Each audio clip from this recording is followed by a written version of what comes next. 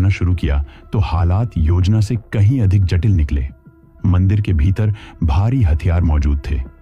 उग्रवादियों ने जवाबी फायरिंग की और सेना को आगे बढ़ने में भारी नुकसान उठाना पड़ा। 5 और 6 जून की रात तक लड़ाई अपने चरम पर पहुंच चुकी थी। गोलियों और धमाकों की आवाजें उस स्थान से आ रही थीं जिसे सिख समुदाय अपनी सबसे पवित्र आस्था मानता है। आखिरकार 7 जून को सेना ने नियंत्रण हासिल कर लिया। भिंडरा वाले मारे गए, उग्रवादी ढांचा टूट गया, लेकिन इस सैन्य कार्रवाई की कीमत बहुत भारी थी। अकाल तख्त को गंभीर नुकसान पहुंचा, निर्दोष श्रद्धालुओं की मौत हुई और पूरे सिख समाज के भीतर एक गहरा आघात बैठ गया। सरकार के लिए यह एक आवश्यक सुरक्षा कदम था, लेकिन बहुत से सिखों के लिए यह उनकी धार्मिक पहचान पर हमला था और यहीं से इंदिरा गांधी के प्रति गुस्सा व्यक्तिगत न होकर सामूहिक भाव में बदलने लगा। पंजाब से लेकर देश के अन्य हिस्सों तक असंतोष फैल गया। इंदिरा गांधी को यह एहसास था कि ऑपरेशन ब्लू स्टार ने एक ऐसा घाव खोल दिया है जिसे भरने में समय लगेगा। उन्होंने सार्वजनिक रूप से कहा कि यह फैसला धर्म के खिलाफ नहीं बल्कि आतंक के खिलाफ था। उन्होंने सिख नेताओं से मुलाकात की, सांत्वना देने की कोशिश की, लेकिन शब्द उस घाव तक नहीं पहुंच पा रहे थे जो दिलों में बन चुका था। इसी दौरान खुफिया एजेंसियों ने उन्हें चेतावनी देनी शुरू की कि उनकी जान को गंभीर खतरा है।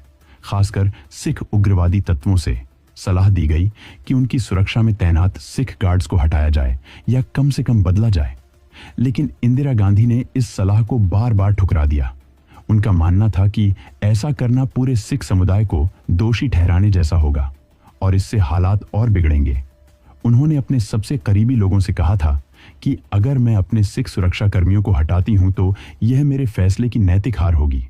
उन्हें अपने सुरक्षा कर्मियों पर भरोसा था और शायद इसी भरोसे ने उन्हें खतरे की गंभीरता से दूर कर दिया। इन्हीं सुरक्षा कर्मियों में शामिल थे बेअंत सिंह और सतवंत सिंह, जो वर्षों से प्रधानमंत्री की सुरक्षा में तैनात थे। ऑपरेशन ब्लू स्टार के बाद बेअंत सिंह के भीतर गहरा मानसिक उथल पुथल शुरू हो चुका था। वह खुद को अपमानित और आहत महसूस करने लगा था। गुरुद्वारों में होने वाली कथाएं, आसपास का माहौल और निजी बातचीत उसके भीतर बदले की भावना को धीरे धीरे मजबूत कर रही थी और इसी भावना ने एक ऐसे निर्णय को जन्म दिया जो आगे चलकर न सिर्फ इंदिरा गांधी की बल्कि पूरे देश की किस्मत बदलने वाला था। जबकि बाहर से सब कुछ सामान्य दिख रहा था, प्रधानमंत्री अपने रोजमर्रा के कामों में व्यस्त थी।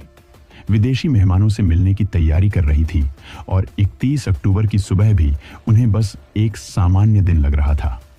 लेकिन